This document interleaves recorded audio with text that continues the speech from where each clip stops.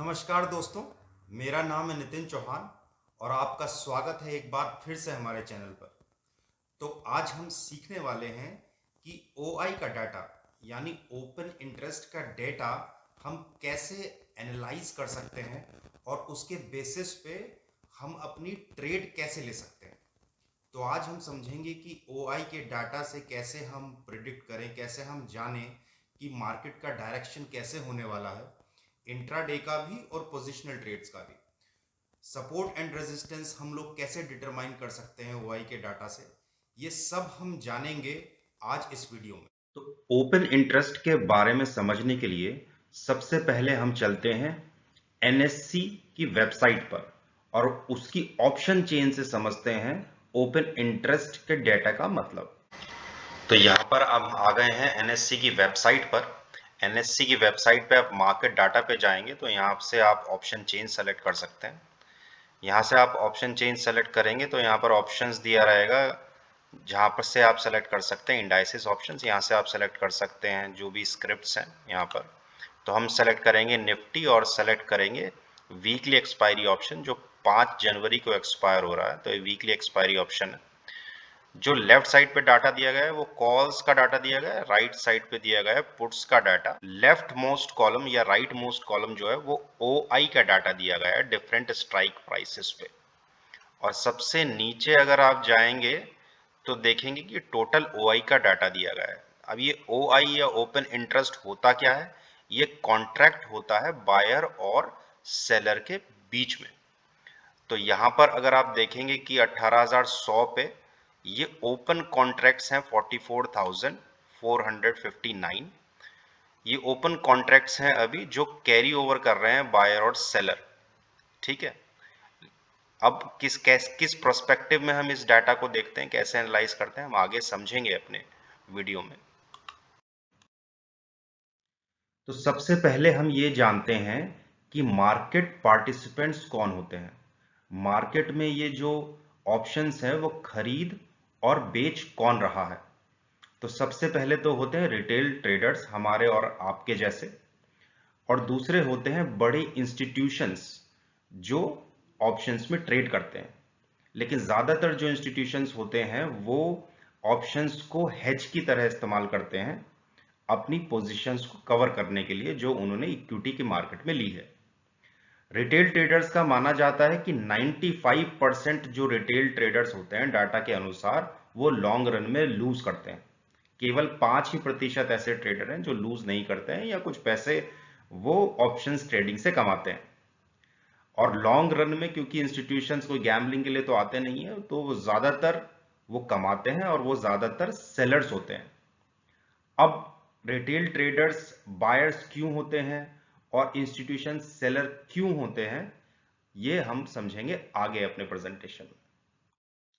तो बायर्स और सेलर्स की साइकोलॉजी समझने के लिए सबसे पहले हम समझते हैं कि मार्केट का मूवमेंट किस किस तरह से हो सकता है।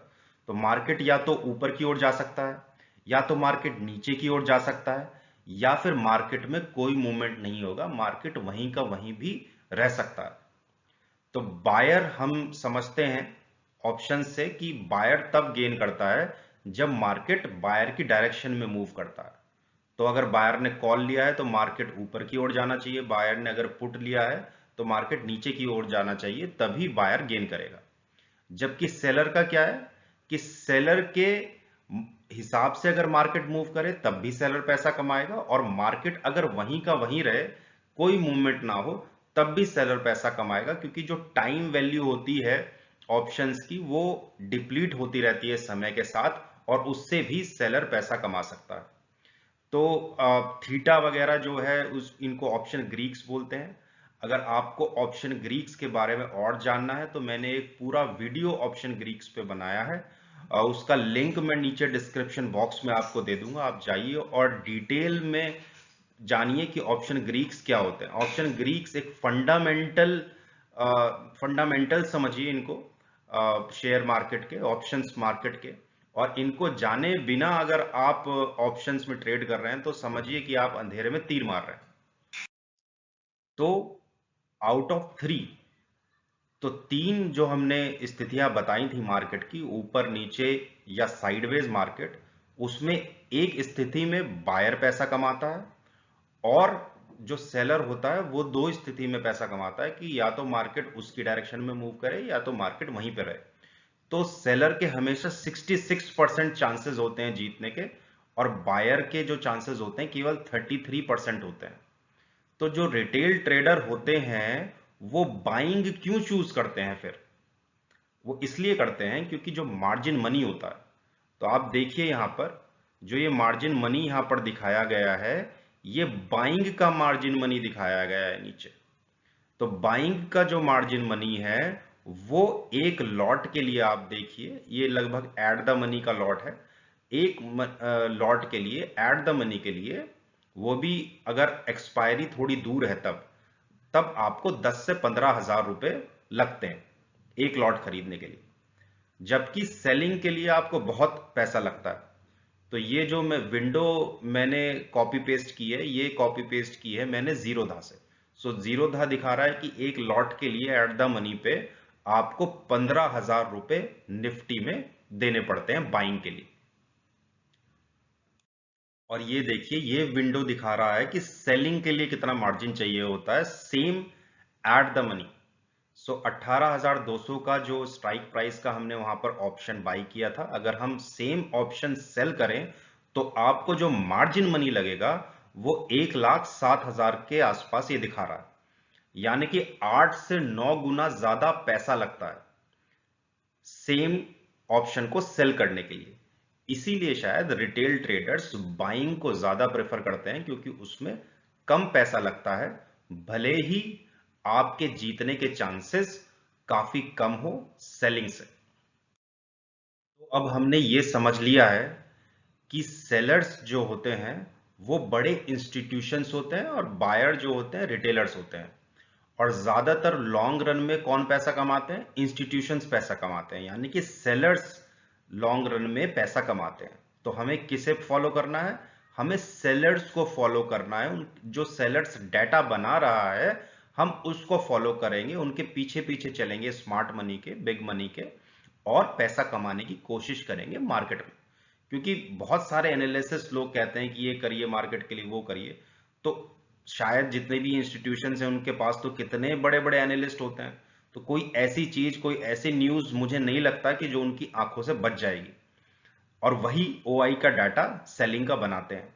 तो अगर हम उस डाटा का पीछा करें तो हमारे चांसेस मार्केट में पैसा कमाने के काफी बढ़ जाते हैं। तो टोटल कॉल का जो ओआई का डाटा अगर वो हायर होगा तो मार्केट जो होगा बेयरिश होगा, यानी कि जो सेलर्स हैं वो कॉल को बेच रहे हैं। इसका मतलब ये है कि मार्केट ऊपर नहीं जाने वाला है, तभी तो वो कॉल बेच रहे हैं। और अगर वो पुट बेचेंगे तो पुट हमेशा मार्केट को ऊपर की ओर ले जाता है, यानी कि मार्केट जो है वो बुलिश ट्रेंड में है, तभी जो पुट का जो डाटा होगा वो ज्यादा होगा। ठीक है, तो हम यहां पर टोटल कॉल और टोटल पुट को एनालाइज करेंगे और देखेंगे किसका डाटा ज्यादा है और वो मार्केट बेयरिश है कि बुलिश है, डिपेंडिंग ऑन कि ओआई का डाटा कैसा है। तो अभी हम चार्ट पे जाते हैं वापस एनएससी के, और ये समझते हैं ओआई के डाटा से कि मार्केट की डायरेक्शन कैसी है और सपोर्ट और रेजिस्टेंस कहां कहां पर है based on the data of OI.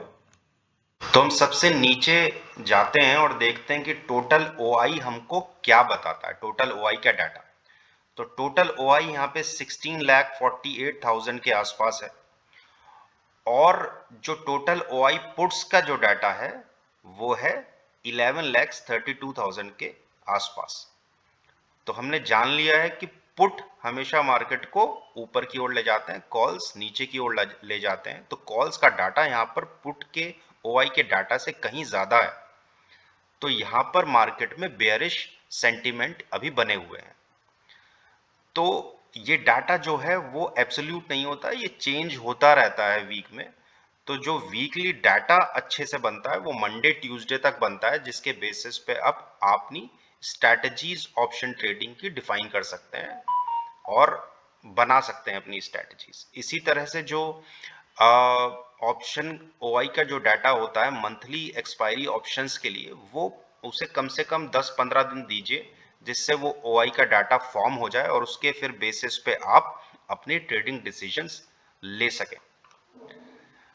ये जो एटीएम का ऑप्शन है, एटीएम एट द मनी का ऑप्शन है, क्योंकि अभी जो मार्केट आप देख रहे हैं 18,100 के आसपास है, तो 18,100 का जो है वो एटीएम का यहाँ पर ऑप्शन है। यहाँ से हम देखेंगे कॉल का जो सबसे बड़ा डाटा यहाँ पर खड़ा है, जो सबसे ज़्यादा सेलर्स हैं वो यहाँ पर है 18,200 पे।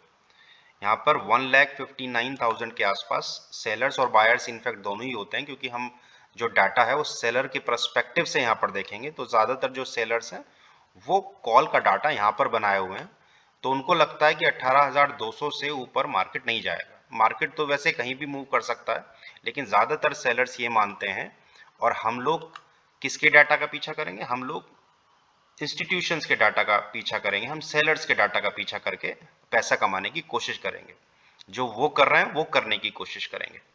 तो हम देखेंगे कि पहला जो यहाँ पर रेजिस्टेंस आएगा वो 18,200 पे आएगा। तो सेलर्स ये समझ रहे हैं कि मार्केट इससे ऊपर नहीं जाएगा, तो ये रेजिस्टेंस की तरह काम करेगा। इसी तरह दूसरा रेजिस्टेंस आप देखेंगे तो 18,500 पर एक काफी बड़ा ओआई यहाँ पर बना हुआ है, तो ये एक सेकंड रेजिस्टेंस की तरह यहाँ पर काम करेगा। इसी तरह हम सपोर्ट का भी पता लगा सकते हैं कि 18,000 पे देखिए कि यहाँ सबसे ज़्यादा ओआई है, तो यानी कि जो सेलर्स हैं वो ये समझ रहे हैं कि 18,000 से नीचे मार्केट नहीं जाएगा। तो शॉर्ट रेंज जो हो गई मार्केट की वो 18,000 से 18,200 के बीच में हो गई। इसके बीच में कहीं मार्केट रहने वाला है, ऐसा सेलर समझते हैं। ठीक है, ये जो डाटा है, क्योंकि ये फ्राइडे का डाटा है तो अभी डाटा अच्छे से फॉर्म नहीं हुआ है। इसे मंडे और ट्यूसडे में देखेंगे तो डाटा बहुत अच्छे से फॉर्म हो जाएगा और सपोर्ट एंड रेजिस्टेंस का भी आपको बहुत अच्छे से पता लगेगा, जिसके बेसिस पे आप अपनी ट्रेडिंग स्ट्रेटजीज डिफाइन कर सकते हैं, पोजिशनल भी और इंट्राडे ट्रेडिंग स्ट्रेटजीज भी। अब हम समझते हैं पुट कॉल रेशो को, जो कि एक बहुत ही इंपॉर्टेंट फैक्टर है डिटरमाइन करने के लिए मार्केट की डायरेक्शन। पुट कॉल रेशो यानी कि पीसीआर क्या होता है? It is total number of puts divided by total number of calls. So जितने भी पुट हैं अगर उसको कॉल से डिवाइड कर दिया जाए, तो अगर हम एनएससी की वेबसाइट पे देखें कि टोटल पुट्स जितने भी हैं, टोटल ओआई पुट्स का जितना भी है, अगर हम उसको कॉल के ओआई से डिवाइड कर देते हैं तो हमें पीसीआर का रेशो मिल जाएगा। ठीक है, और वो पीसीआर का रेशो अगर 1.25 से ज्यादा है तो मार्केट बुलिश होगा, क्योंकि पुट्स ज्यादा है मार्केट में। पीसीआर का रेशो अगर 0.75 से कम है तो मार्केट बेरिश होगा, यानी कि कॉल्स ज्यादा है मार्केट में, कॉल राइटर्स ज्यादा कॉल राइट कर रहे हैं। और पीसीआर का रेशो कहीं 0.75 से 1.25 के बीच में है, तो हम ये जानेंगे कि मार्केट यहीं पे कहीं पे कंसोलिडेट करेगा, मार्केट का मूवमेंट यहाँ पे ज्यादा नहीं होगा। तो पीसीआर से हम ये जान सकते हैं कि मार्केट का मूवमेंट किस तरफ होने वाला है, किस तरफ हो रहा है मार्केट का मूवमेंट, राइट। तो इससे हम अपनी स्ट्रैटेजीज भी डिफाइन कर सकते हैं, डिटरमाइन कर सकते हैं कि हमें बुलिश स्ट्रैटेजीज पे काम करना है कि बेरिश स्ट्रैटेजीज पे काम करना है, या फिर न्यूट्रल स्ट्रैटेजीज पे काम करना है जहां पर प्राइस का मूवमेंट नहीं हो रहा।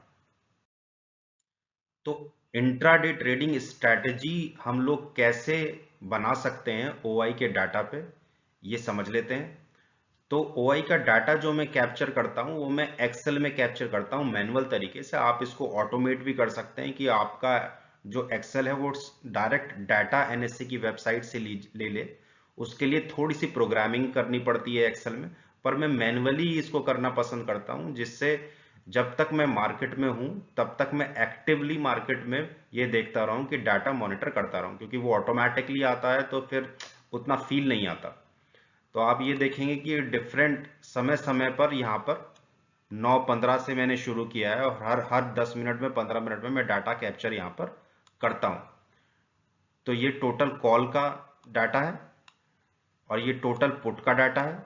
ये पुट माइनस कॉल है, तो पुट ज्यादा होंगे तो पॉजिटिव में डाटा होगा, यानी कि मार्केट ऊपर की ओर जा रहा है। कॉल ज्यादा होंगी तो डाटा नेगेटिव में होगा, यानी कि मार्केट नीचे की ओर जा रहा है। तो नेगेटिव मान लिया तो मार्केट नीचे की ओर जा रहा है। इसी तरह पीसीआर का जो डायरेक्शन है वो दर्शाता है कि मार्केट का मूवमेंट किस तरफ हो रहा है।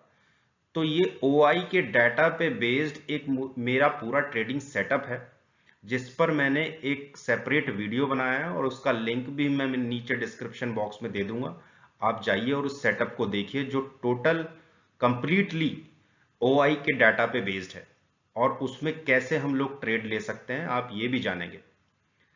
तो इसी तरह के वीडियो हम और बनाएं, और इसी तरह का इंफॉर्मेशन हम आपके लिए शेयर करें, तो आप चैनल को सब्सक्राइब करना ना भूलें, और लाइक और कमेंट भी करके ये बताएं हमारे चैनल पे कि आप और इम्प्रूवमेंट इस चैनल पे चाहते हैं, या फिर कौन से ऐसे सब्जेक्ट हैं जो हम आगे जाके कवर करें।